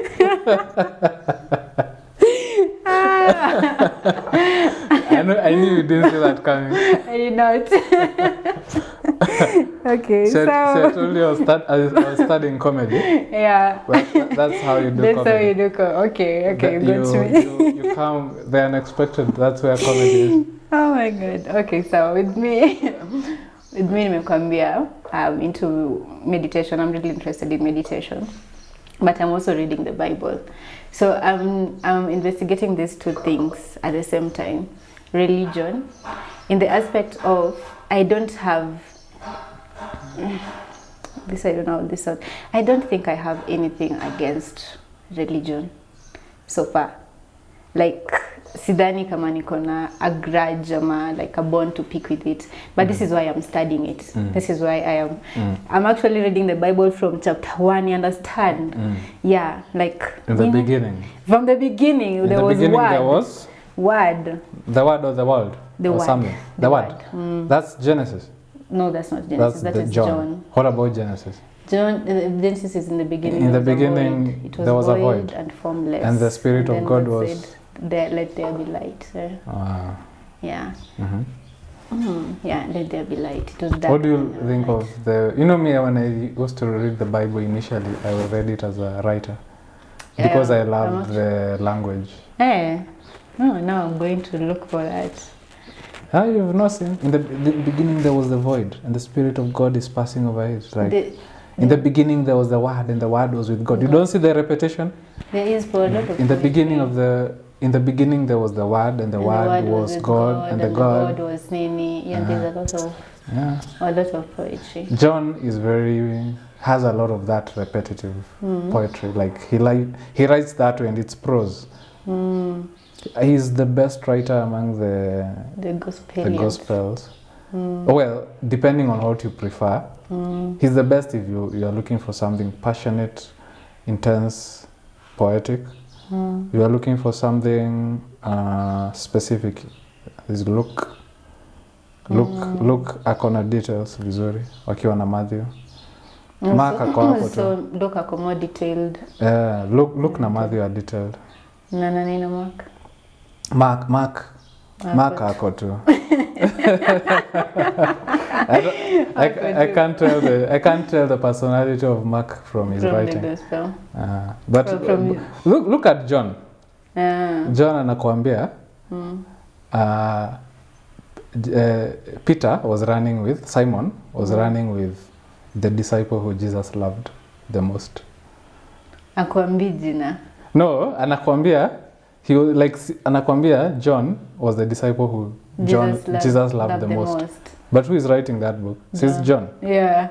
Then anakuambia when they were running to the tomb, the disciple who Jesus loved the most alifika kwanza. Yeah. So he's faster than Peter. Why did Peter not write a book? Then yeah, so it's like when Moses writes, Moses was the most humble man on earth. The first book. I did not know Genesis was the first book of Moses. Have you seen that one? In the book, in I think Deuteronomy, kuna mahali imeandikwa Moses was the most humble man on the land. Anyway, the joke is that Moses wrote that. Oh, the one who was writing. Which would then make him, which would make him not humble. Because he's writing about being humble.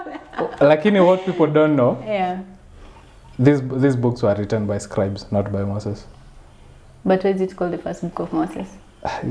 That's how it used to be in those days. In those days, writers were not so much. These are just writers. In those days, writers, they were not after ati lazima ikuwe ni jina yangu. Hii kitu ya ati we want your name imekuja later. Capitalism nini. Like, so people will just write like anonymously. Yeah. Anonymous used to be people used to write anonymously all the time.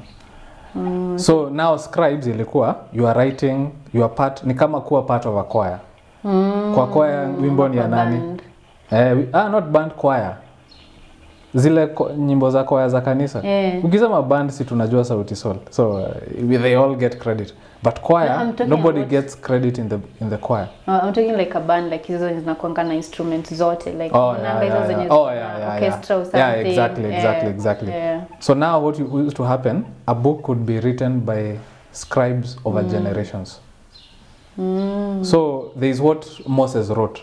Aliandika the laws, maybe aliandika a bit of the genealogy, maybe aliandika the story Adam, like a few things. But then there is also the traditions, and then also probably he didn't write, aliambia the elders to gather that information iandikwe.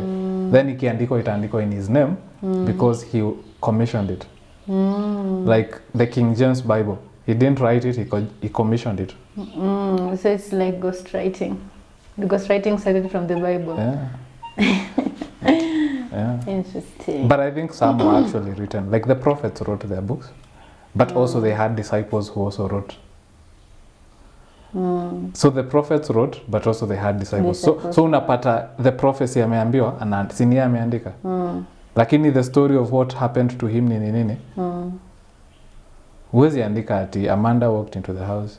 So utasema I walked into the house. Yeah. So I think those were written by their disciples and by scribes, like the tradition.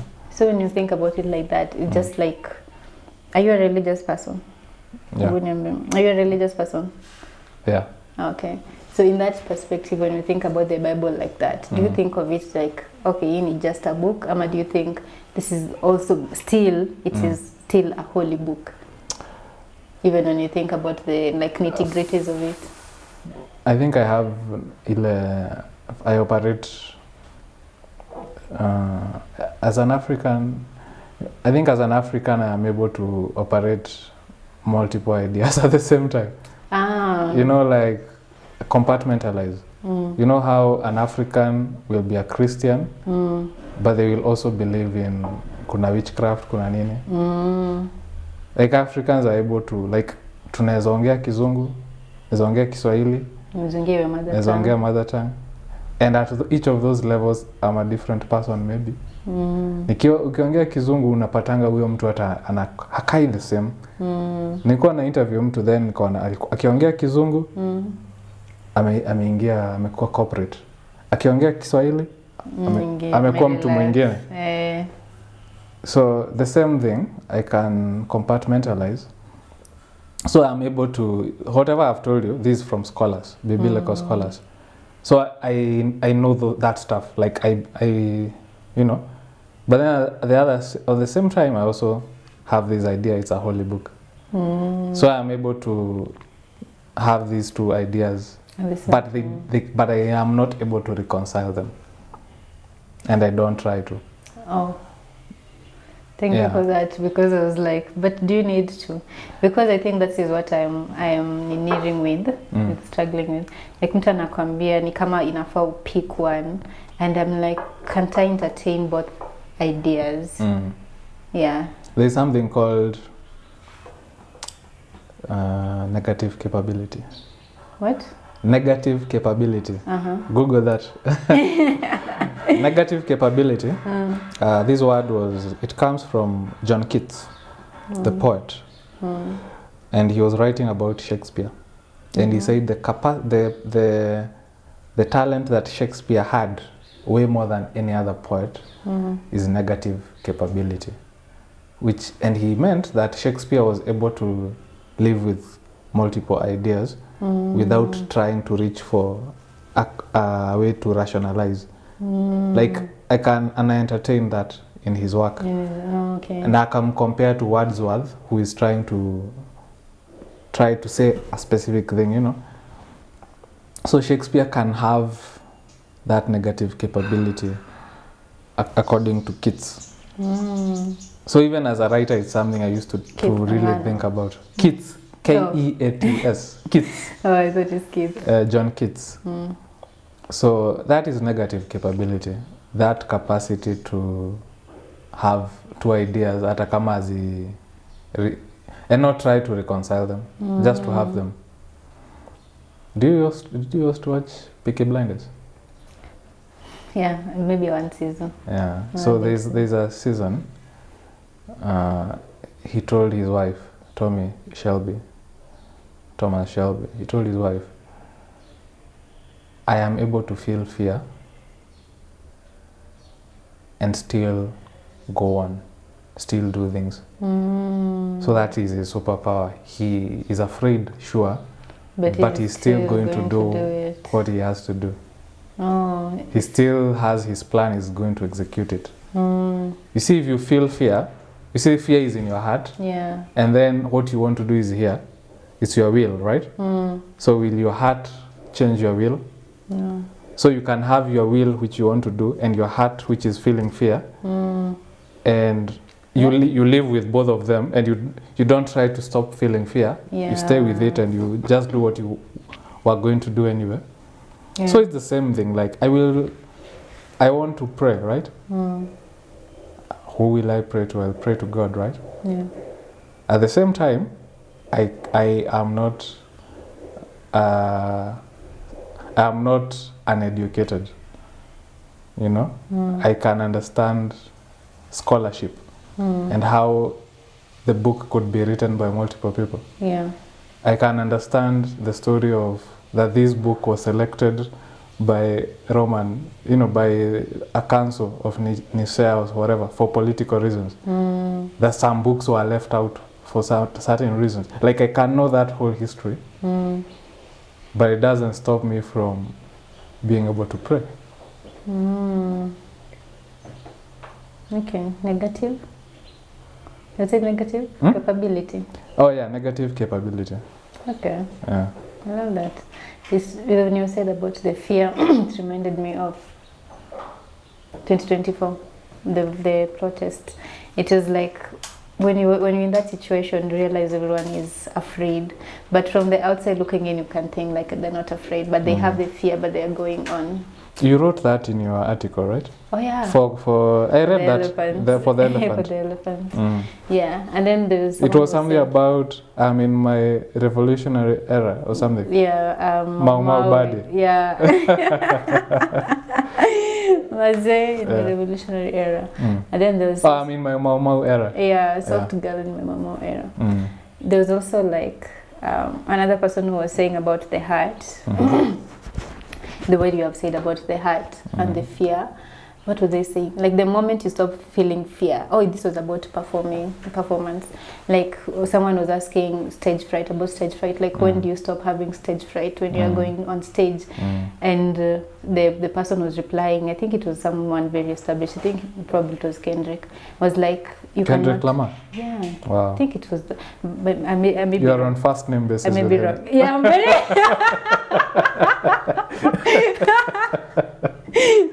I'm on first name with basis. But you're saying, you can, the moment you stop feeling that stage fright, that's when you stop performing. Because you have to feel it. It's like why there is that fear. That fear is like a guiding light. Like yes, you just have to master it. You have to execute your will, the will that you're saying. Like the will has to come first.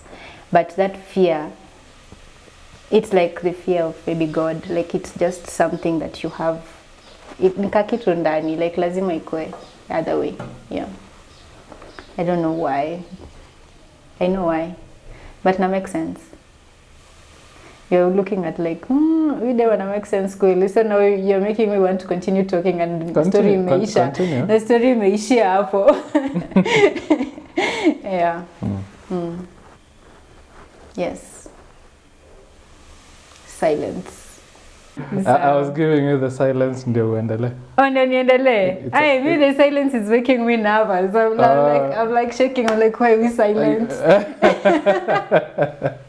Yeah, but tell me, ulisema you want to you perform poetry? Yes, I have. You have been performing. Do you read ama memorize? Last time I performed like thrice. Now I can say thrice, which is a really good feeling. The last one. Try to perform your moja from when you memorize. A verse. No. Lazima tulipe. Lazima mlipe. Exactly. Lazima mlipe. There's none that comes to mind right now. But if you want me to read, I can read. Do you have it? A poem. You will read. Yes, I will read. We are used to asking, are you saying? Which one is better? You ask me politely. Will you read tafadhali? Yes, now since you have asked politely. Yeah. So I was thinking about what you said about performing and the fear. Do you ever give speeches? No, but I will want to. They seem when you get on stage, do you feel fear? Yes. Me too. Sometimes like I feel my hand is limp. Yeah. And if I'm holding a microphone, I'm afraid it will fall. Oh, because it's sweaty. No, because the hand is limp. Oh, the limb is limp. Yeah. It's like it goes limp. No, I feel like haina nguvu. Oh, for me. But my also, legs. Yeah, something like that. But also, I also realize that it's adrenaline. Yeah, it's adrenaline. And I remember the first time when you did an event for a book, Broken Rhythm, way back. And I was, like I did a lot of talking that day. I gave a speech, I did a moderated something. And I remember at the end of the day I had a headache. Because of the adrenaline rush. Because of adrenaline rush. But I also felt alive. You feel alive. You feel alive. Yeah. So you could be feeling that way, but especially if the people are responding, I feel I belong here. Yeah. yeah, I felt that too. When the last time it was a Female Poets Kenya open mic. So yeah, I felt like I belong here. It felt nice. It felt good. Yeah. Ukiona MC akikuja kusema no. Sijamaliza bado. Maana watu wanakatolenga mic. Kwa stage, yeah, because they feel that feeling is so so addictive. That's what politicians enjoy. Have you ever wondered why a politician could have a planned speech? Then akifika hapo kwa audience aanze kuongea matope? Because the audience is exciting them. It's like if there is that response, anaanza like vitu zenye alikuwa amepanga kusema zinapotea, anaanza kusema what he is feeling at that time. And respond. Actually, that's how you get a Hitler. You know Hitler, you think those were his ideas, and they were, but also he used to see what is exciting the audience. That's what fascism is basically, in a sense, populism, where it's like you're getting your ideas from the people. So Trump did that as well. Build the wall. Make America great again. Whatever anaona ina resonate, hammer. Gachagua had people saying one time, akaanza kusema. He didn't invent that. It was Gen Z's on like ndio sasa yeye akaanza kusema na ikakuwa. Hii kitu ilikuwa imetrend Twitter. Everybody was saying one time. Gachagua then said it, and then watu wakafurahi that a politician is saying our word. And then he kept saying it. Now we have all forgotten that we are the ones who came up with it. Now it is his. Oh my God. So right now they are trying to take Nikokadi. And it is ours. It is ours. Yeah, like mbona unachukua Nikokadi? Wewe kwanza unajua Nikokadi inamaanisha you are going. Actually the only reason kama angekuwa ametoka kama alikuanga opposition hiyo time, hata anguka nayo angechukua. Like I want to remind you, Hatupangwingu ilikuwa ya nani? Si ilikuwa ya X-ray. But in the end ilikuwa ya nani? Ilikuwa ya politicians, but ilikuwa ya Ruto in the end. Yeah. Na hata walifanya ngoma na X-ray. Actually ilikuwa X-ray, Saru, na Triomio. Yeah. Triomio alikuwa na perform hiyo ngoma akienda rally za Azimio. Alikuwa alienda na wase wa Azimio. X-ray alikuwa anaiperform akienda za Ruto. Sijui Saru alikuwa kwa hiyo ngoma by the way? Alikuwa. Hakukulia. Wili ndio walikula na hiyo ngoma. Female artists are always left out, but that's another politics. Wow. Why? I don't know. There was this whole debate with Nico Kadi because hii Nico Kadi concerts, unajua kuna this concert Eric guy anaitwa nani? Eric Omondi. Eric Omondi. Akona concert inaitwa Nico Kadi concert. And he had like told people like say many the artists that you want to perform. So people were commenting all types of artists that they want to perform in that concert. And kila mtu alikuwa na mention everyone who has been nini ata female artist, male artist.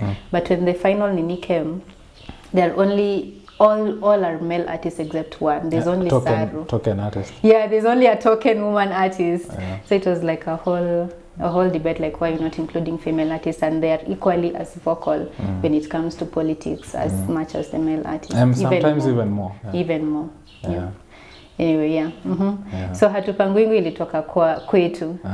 So which makes me wonder, is it like the people, is it the leaders, kama let's say the bad leaders, are they bad or the people are bad? Because kama the idea inatoka kwao and they are looking at the people's reaction. If we looked at whatever 2024 taught us, for me, because you see the thing, a guest told me, it's very important to be conscious of what is happening and look and observe, because the moment will end and propaganda will flood, and then your brain will be reorganized, like your interpretation of events will be made for you. So it's very important to interpret events as they are happening so that you can remember, because the events will be reinterpreted. Last year we had the Sabasaba protest, right? Yeah. Who was protesting? Us. Young people, right? Yeah. Those protests were reinterpreted almost immediately as Kikuyu protest. What? They were? Yeah, by bloggers. Oh, broad-based bloggers. I did not interact with that name. No, it was. So what were they saying? So it was reinterpreted that those protests were organized by Gachagua. Oh. Yes. Oh. So now even the Gen Z movement imekuwa reinterpreted as a Kikuyu thing. So I've been seeing like Casmwell saying, when I was with them, I was good. But the moment I supported the impeachment, I was bad. What is the implication? I was not a Luo until I supported the impeachment. When I started talking about ODM, they reminded me I'm a Luo. So now it started being reinterpreted that the Gen Z thing was a Kikuyu thing. And I've been seeing that. Kama juzi, there was this whole thing about Obina. So they've been saying, I saw somebody say, they attacked Obina when he talked about State House or whatever, but they didn't attack that girl who hugged the tree when she went to State House because she's Kikuyu.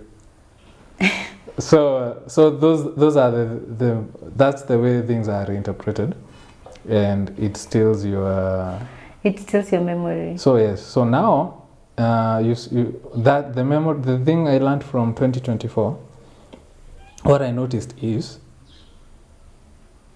the politicians did not know how to act. Why? Because the people had taken control. So that tells me every other time when we see politicians running things, it is because the people have allowed it.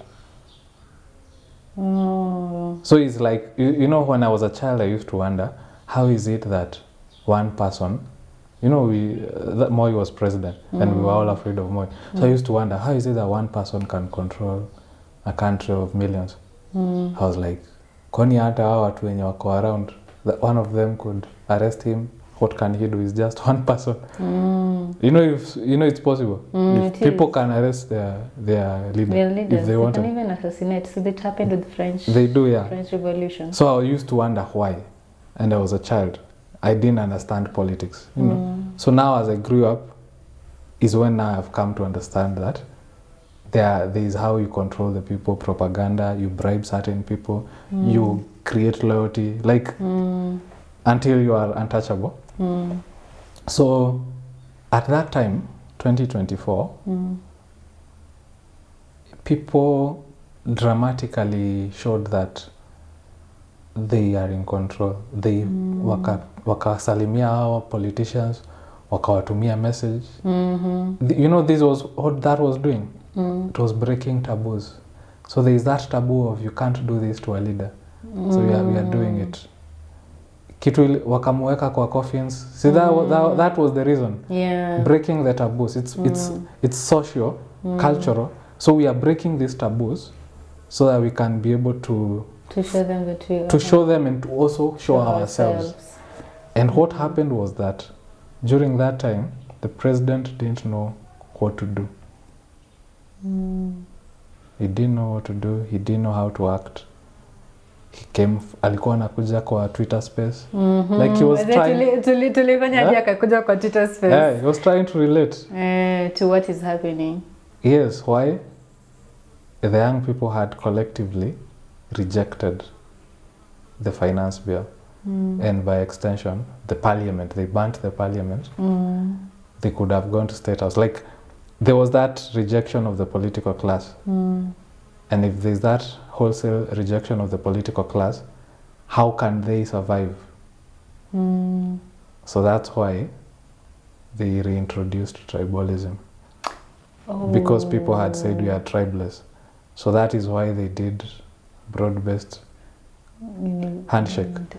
Because when they did that, it started being tribal. So they are like, us from Nyanza, these protests have nothing to do with us. Because we are in this government. Then they did the impeachment. Now it's like, us Kikuyus are being attacked. That was the reason for the impeachment. And when that impeachment happened, the opposition now stopped being the young people, and it became Gachagua. And now you can control Gachagua. Gachagua is a man. You can do a handshake with him. You can do a handshake with Gen Z. You can do like a whole handshake with a whole nation of people. Yeah. Oh my Lord. So that's how politics is like a manipulative game. Yeah. You have to, what we are saying, like when you understand what a person is, you can able to manipulate that. Yeah. So understanding these things, seeing these things happening is so key. Yeah. And I know when you are doing what you're doing, you're trying to understand yourself. You're trying to understand why you act the way you do. You know, see, there is that whole thing. Yeah, there is. Have you done shadow work, that sort of thing? Yeah, there is a shadow work story. Yeah. I have not tapped into that yet. Maybe artist shadow. Because shadow work is like the decisions you make also are affected by things that happened to you, which you did not resolve. So you find that, let's say, you always react with fear instead of confidence. Why? Why? No, I'm not saying you, I'm saying as a person in a certain situation. Or I want to know why. See, now it's personal, so you have to understand why. You have to observe it, like you have to go back and think about it. So you'll find sometimes one day you fell while riding a bike. I did. And then you never rode another bike. I actually never rode another bike. I'm learning to ride a bike right now. Yeah. So that's how it happens. Yeah, okay. So then it was about a bike, but then it becomes your default to new experiences and things that are out of your comfort zone. Yeah. When you see like something, you're like, I can't do that. Yeah. But the upside is once you conquer that I don't know that. Ukishaikonka. Yeah. I was meaning somewhere that confidence is just the ability to do stuff that you never thought you'll be able to do. And then once you do it, you're like, oh, I can do it. And then you just continue doing other stuff. So it's just audacity. Yeah. Yeah. Which is very interesting. Yeah. Tusome poem. Hi. As we wind up. Hi. I'm still telling you instead of begging you. Yeah, beg me. Do you have Wi-Fi? I want to read a poem that we do. I need in Lolwe. I think I've not read it out loud. You call online? Do you have even simu yako? Yeah. I don't think I have read it publicly. They all want to. The poem is called I Will Show You How Colors Are Born. It is published in Lolwe magazine. So I will show you how colors are born. In the dark, I try to find the colors of my culture. Black is Imali and white is Indafu, but there is nothing Imali and Indafu in the way my people move. They shake shoulders like shaking death. They Sukuti, a vigorous dance for the dead. A requiem with drum skins and metallic jingles tearing through air. All color vibrating through a melody when ash returns to ash and dust to dust. Gray is Yerikohe. Here, colors are named after things or things are named after colors, so gray is Yerikohe and Rikohe is ash. It is poetic if you do not take into account the brownness of the earth opening up, ready to receive a body as a meal. But who belongs to this body now? Surely not the country that killed it and watched it die. Surely not the streets that lets its blood flow. Surely not my people shaking shoulders like shaking death. Who claims this body? Who lays a claim to the redness stuck in its veins? Remember, here colors are named after things, things are named after colors. Red is Yamavanga, and Mavanga is blood. It's what you find when you cut open a skin. It's what you find when you look at my country's flag. It's what you find when you ask the meaning and they say it is to remember all we gained in the fight of 63. Forgive my foolishness, but what sort of victory is this that still lets bodies go unclaimed? What sort of victory is this that denies its citizens air to breathe and laugh when they choke? It is crystal. This country never knows how colors are born, so it never knows beauty. It lives in the ugliness and wants us to live in it too. Not me. I will show it what beauty is. In this darkness, I will strip all the colors and show you how they are born. I will say to everyone that passes, do you know yellow is namavuyu and mavuyu is eggs like the ones your lover prepares in the morning, an assurance of love. Do you know green is yamasafu and the masafu are also leaves floating in the wind, a reminder that kindness lives within the subtlety of nature. Do you know black is Imali and white is Indafu, and to claim back beauty is as black and white as this. Thank you. Wow. And that is how we wind up. Do you know yellow is Mabuyu and Mabuyu is eggs? Ulikuwa umefika hapo? And white is Indafu. No, black is Imali. I like that. That's Luya? Yes, that's Luya. Which dialect? Wanga. Wanga. You guys are the Kabakas. Huh? Not the Kabakas. We are the kings, yeah. The kings and the queens of the Luya kingdom. Princess. Was there a Luya kingdom? I don't know. Was there Wanga Nabongo ruling all the Luya sub-tribes? Yes. Really? I don't know, but I want to say yes because I am Wanga and I want to be like, yeah, we are from the kings and the queens tribe. Yeah. Do you have a palace? Like, is there a palace or something? No, there's no palace. A cultural site where he's used to rule from? I'm not very sure about, like, what's the investigate vizuri. But I will know your history. I want to, actually, the thing that I'm investigating, another one of my pet ideas this year, it is culture. It is my culture.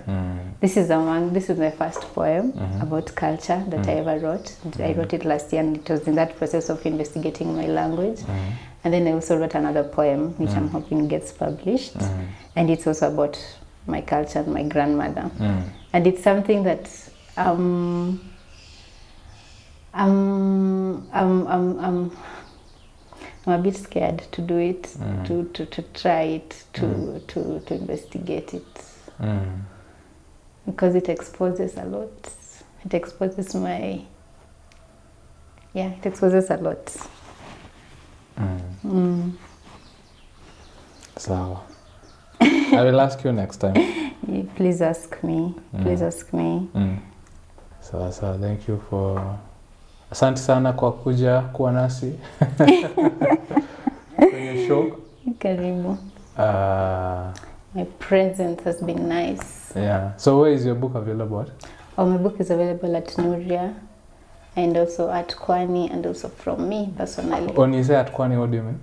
Like you can contact them. How do you we can contact Qwani at Qwani Book. You can follow Qwani Book, that is at Qwani BOK on Instagram, or also Qwani Book at Twitter. I'm guessing because I'm not on Twitter, so I'm not very sure their handle.